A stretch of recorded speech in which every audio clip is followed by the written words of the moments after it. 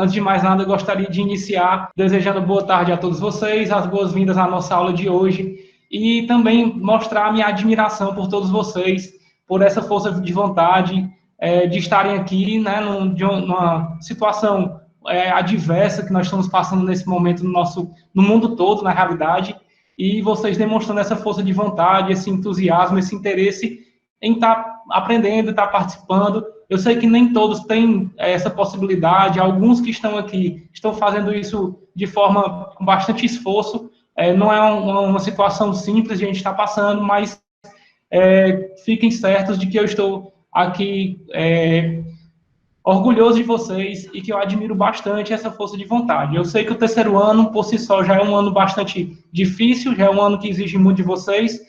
Existe um fator complicador, que é o fato de vocês serem de um curso técnico, então, além das disciplinas convencionais, além do Enem, vocês ainda têm que dar conta também das disciplinas técnicas de vocês, e ainda esse ano foi um ano desafiador, está sendo um ano desafiador diante dessa situação pela qual nós estamos passando.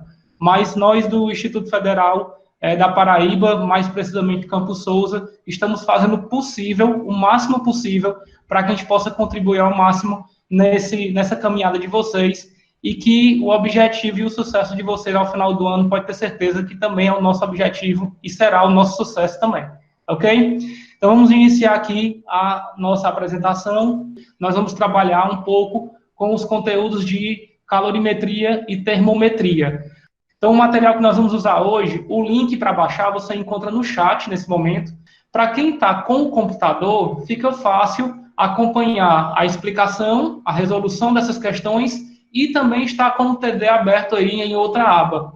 Quem está com o celular, eu acredito que isso seja um pouco mais complicado. E aí eu peço que você não fique ansioso, não se preocupe, porque todas as questões deste material, elas vão estar disponibilizadas na tela de vocês aqui na reunião. Então, não precisa você estar se preocupando em estar alternando a sua tela. Se você se concentrar somente aqui na nossa reunião, você consegue acompanhar a nossa aula direitinho, ok? Estou compartilhando aí a minha tela com vocês agora. Bom, antes de a gente começar a trabalhar com as questões, eu queria dar uma dica aqui, já que a gente está falando de Enem, né? Nós estamos no projeto Pro-Enem. Eu queria dar aqui uma dica para vocês, que essa dica ela pode ser, em muitos momentos, crucial. Ela pode ser um fator decisivo em você ter um diferencial com relação aos seus concorrentes na sua vaga tão almejada aí na universidade pública e federal. A dica comece pelas questões fáceis, priorize as questões fáceis. Por que eu estou dizendo isso? Parece algo óbvio, mas não é. Diferente de outras provas de seleção, concurso, vestibulares de universidades estaduais, seleção para outros institutos federais, aqui no IFPB nós não temos uma prova para ingresso, mas em outros institutos existe uma prova para ingresso, diferente dessas outras provas, que todas as questões têm o mesmo valor de pontuação.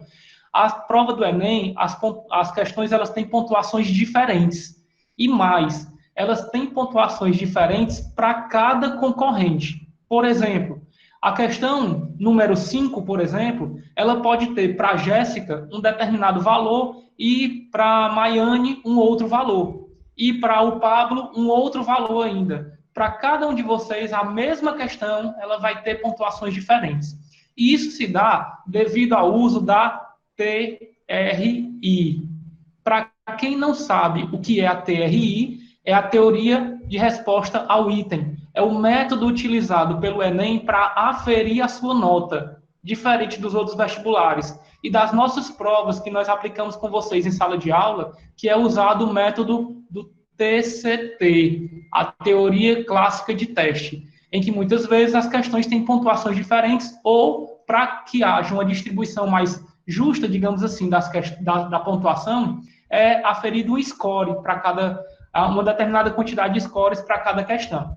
Então, a TRI, ela consegue, por exemplo, na sua análise estatística, determinar quanto vale a pontuação de cada questão para você.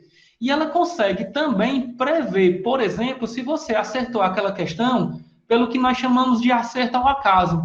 Ou no nosso linguajar, no nosso termo mais fácil de entender, se você acertou por chute. E é muito mais fácil que você tenha chutado questões de níveis mais altos do que questões de níveis mais baixos.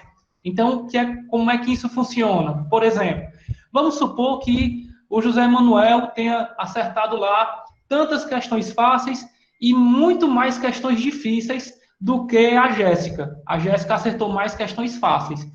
Pense comigo. Pela lógica, é mais fácil a Jéssica ter acertado por domínio do conteúdo ou o José Manuel ter acertado por domínio do conteúdo? Se ele acertou mais questões difíceis do que fáceis, muito provavelmente ele acertou por chute. Então, para ele, essas questões valem menos. Já a Jéssica, por mais que ela tenha acertado em maior número questões fáceis, é muito mais provável que ela acerte mais questões fáceis do que difíceis, e aí o Enem faz o cálculo todo baseado nessa teoria. Não é uma coisa subjetiva, existe uma fórmula matemática, uma fórmula estatística que determina isso, por isso que o Enem precisa pré-testar as questões, antes de as questões serem aplicadas numa prova de fato, elas são pré-testadas para que elas sejam aferidas, como questões fáceis, médias ou difíceis. E aí, depois que vocês respondem as provas de vocês, essas questões passam a ter pontuações diferentes, tá? Ah, professor, mas como é que eu vou saber na prova quem são as questões fáceis? Primeiro, não comece a prova se preocupando com isso. Comece a prova lendo as questões. À medida que você vai lendo, se você perceber que você se enganchou muito naquela questão, já pare e pule para a próxima. E procure usando esse método e resolvendo aquelas questões que você tem uma maior facilidade, tá? Como é que você vai identificar quais são as questões fáceis, médias e difíceis? Você primeiro vai começar a resolver a sua prova, ler as questões sem se preocupar com isso. E procure resolver aquelas questões que você tem maior facilidade, que você já consegue resolver. Quando você tiver terminado de ler todas as questões, sobrando tempo, você vai voltar para aquelas questões que você deixou em branco. E aí, como é que você vai identificar dessas, quais são as que você deve priorizar? Aquelas que são mais fáceis. E aí nós vamos conhecer agora essa teoria que também pode ser utilizada nas provas do Enem, de TRI, que é chamada de taxonomia de Bloom. Tá? É uma teoria pedagógica, é uma teoria mais precisamente da psicometria, mas o mais importante do que você saber, conhecer a taxonomia de Bloom, é você perceber que ela divide as questões em 6 níveis de dificuldade, onde desses 6 níveis de dificuldade, esses 2 últimos, eles não são aplicados em provas do modelo objetivo, ABCDE, como é o Enem.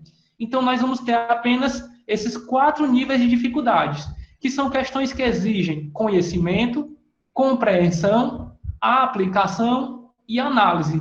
E veja que eles estão distribuídos na forma de escadinha, em que cada nível, cada degrau desse que você sobe, ele exige um pouco mais do seu conhecimento. Então, por exemplo, questões que exigem apenas conhecimento, tem no comando da questão um desses verbos: aponte, arrole, defina, enuncie, inscreva, marque, recorde, registre, relate. Então, toda vida que você tiver alguma questão cujo comando tenha esse verbo, ela só vai exigir de você o conhecimento daquele conteúdo. Ou seja, ela não vai exigir de você algo mais profundo, que você saiba calcular, que você saiba analisar, ok? Então, se você tiver o conhecimento daquela definição, daquele conteúdo, daquela regra, você consegue resolver essa questão.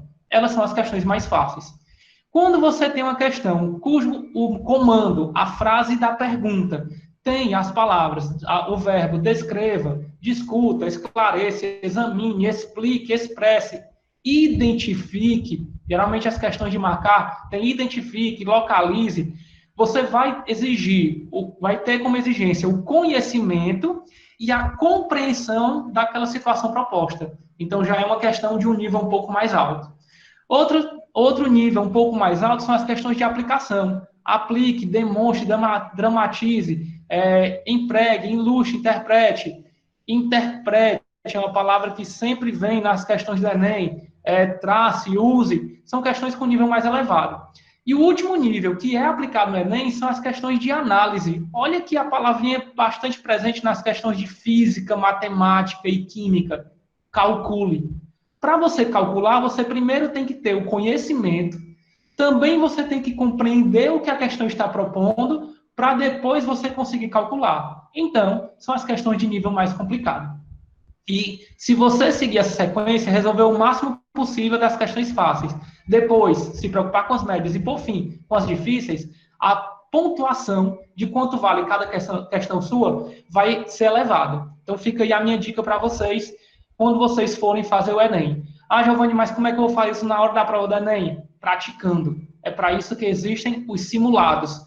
Peguem simulados, peguem provas passadas no Enem e tentem resolver. Estipulem um dia que vocês podem dedicar um tempo do dia de vocês para resolver aquela prova, como se vocês estivessem no Enem. E a prática leva à perfeição. Se você praticar essa metodologia, essa dica que eu acabei de dar a vocês, vocês vão chegar no dia da prova do Enem valendo de verdade, com essa prática já afiada, e aí vão conseguir ter um desempenho melhor, tá?